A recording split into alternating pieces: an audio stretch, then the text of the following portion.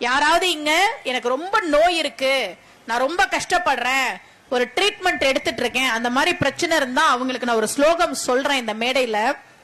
ஏன்னா என்கிட்ட நிறைய பேர் சொல்லுவாங்க, அம்மா தினமும் நான் ஊசி போட வேண்டி இருக்கு, அடிக்கடி பிளட் மாத்த வேண்டி இருக்கு, கிட்னி ப்ராப்ளமா இருக்கு, ஹார்ட்ல பிரச்சனையாயிருச்சு, எனக்கெல்லாம் நோய் இல்லாத மனிதர்களை பாக்குறதே ரொம்ப அரிதாயிடுச்சு. அம்பாள் பண்டாசுரன் கூட போர் செய்யறான்.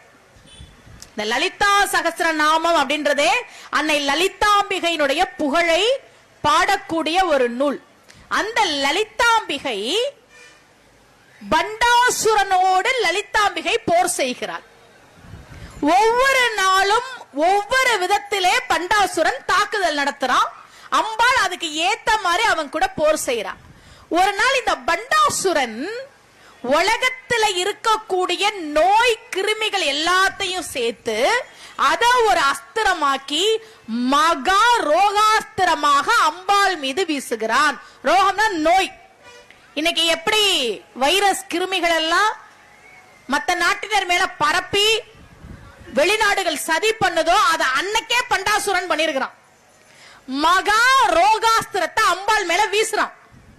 அந்த மகா ரோகாஸ்திரம் உலகத்தில் இருக்கக்கூடிய அத்தனை நோய்களையும் கொண்டு வந்து கொடுக்கக்கூடிய அஸ்திரம் அம்பாளை நோக்கி வந்துகிட்டே இருக்கு. பதிலுக்கு ஒரு அஸ்திரம் விடணும். இவன் என்ன பண்ணா, ஆயுதத்தை எடுத்தா பெருமாளுடைய 3 நாமங்கள்ல சொன்னா சொல்லி அந்த அஸ்திரத்தை நாமாஸ்திரமா மாத்தினா. வந்துகிட்டு இருக்கிறது ரோகாஸ்திரம், நோயை கொடுக்கக்கூடியது.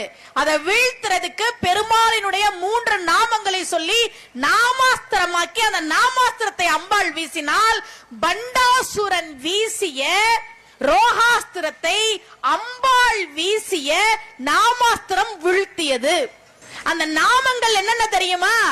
அச்சுதன், அனந்தன், கோவிந்தன். ஓம் அச்சுதாய நமக, ஓம் அனந்தாய நமக, ஓம் கோவிந்தாய நமகன்னு சொன்னா அது நோய் தீர்க்கும் மந்திரம். லலிதாம்பிகை வரலாறு நமக்கு சொல்கிறது.